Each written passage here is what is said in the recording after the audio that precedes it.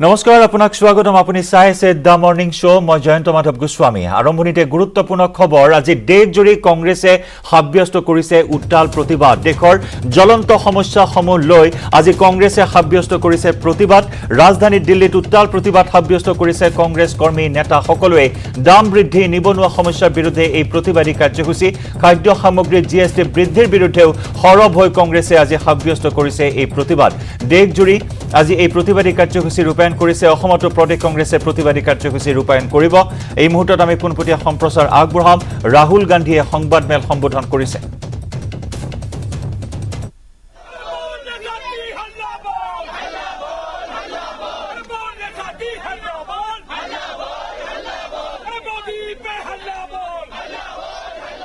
Structure होता है जो देश की मीडिया होती है उसके बल पर ऑपोजिशन खड़ी होती है वो सब जो इंस्टीट्यूशंस हैं वो सब के सब सरकार को पूरा सपोर्ट दे रहे हैं क्यों क्योंकि सरकार ने अपने लोग इंस्टीट्यूशंस के अंदर बैठा रखे हैं हिंदुस्तान का आज हर इंस्टीट्यूशन इंडिपेंडेंट नहीं है हिंदुस्तान का हर इंस्टीट्यूशन आज आरएसएस के कंट्रोल में है आरएसएस का एक व्यक्ति हर इंस्टीट्यूशन में बैठा है तो हम एक राजनीतिक पार्टी से नहीं लड़ रहे हैं हम हिंदुस्तान के पूरे इंफ्रास्ट्रक्चर के खिलाफ लड़ रहे हैं जब हमारी सरकार होती थी इंफ्रास्ट्रक्चर न्यूट्रल रहता था हम इंफ्रास्ट्रक्चर को कंट्रोल नहीं करते थे दो राजनीतिक पार्टियों की लड़ाई होती थी तीन राजनीतिक पार्टियों की लड़ाई होती है आज इंफ्रास्ट्रक्चर सरकार का पूरा एक पार्टी के साथ है फाइनेंशियल इंफ्रास्ट्रक्चर उनके साथ है अगर कोई दूसरी पॉलिटिकल पार्टी को सपोर्ट करना चाहे उस पर ईडी लगा दी जाती है सीबीआई लगा दी जाती है धमकाया जाता है डराया जाता है तो फाइनेंशियली मोनोपोली है बीजेपी की आरएसएस की इंस्टीट्यूशनली मोनोपोली है इसीलिए ऑपोजिशन इफेक्टिवली अग्रेसिवली खड़ी हो रही है बट इंपैक्ट जो होना चाहिए वो दिख नहीं रहा है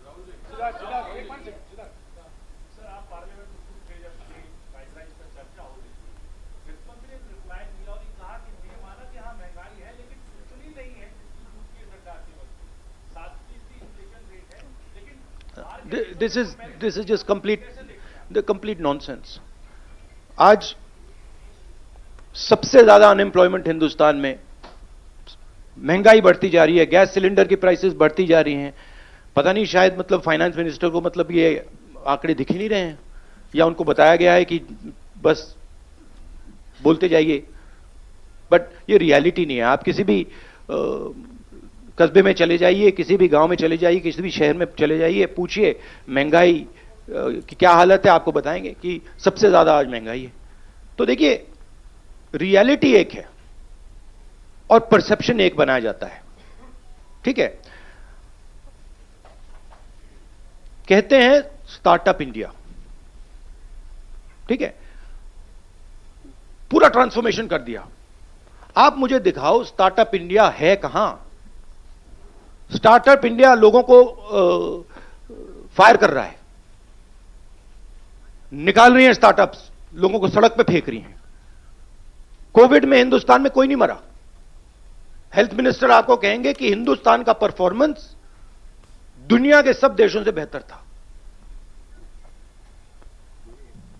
यूएन आपको कह रहा है कि 5 million people have died Hindustan की सरकार कह रही है नहीं वो झूठ बोल रहे हैं गुजरात में आप जाएंगे वहां पे मतलब लाशों के ढेर लग गए थे गंगा में आपने देखा लाखों लोग मरे मगर नहीं हिंदुस्तान की सरकार कहती है यह सच्चाई नहीं है बेरोजगारी बढ़ती जा रही है हिंदुस्तान की सरकार कहती है सच्चाई नहीं है महंगाई बढ़ती जा रही है हिंदुस्तान की सरकार उनकी जो फाइनेंस मिनिस्टर हैं कहते हैं नहीं पूरा कम्युनिकेशन स्ट्रक्चर उनके हाथ में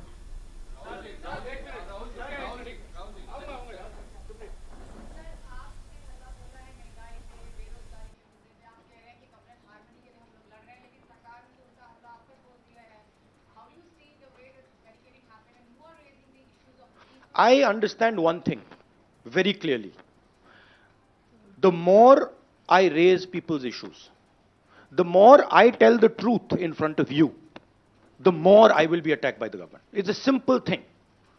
जितना मैं सच्चाई बोलूंगा उतना मेरे ऊपर आक्रमण होगा.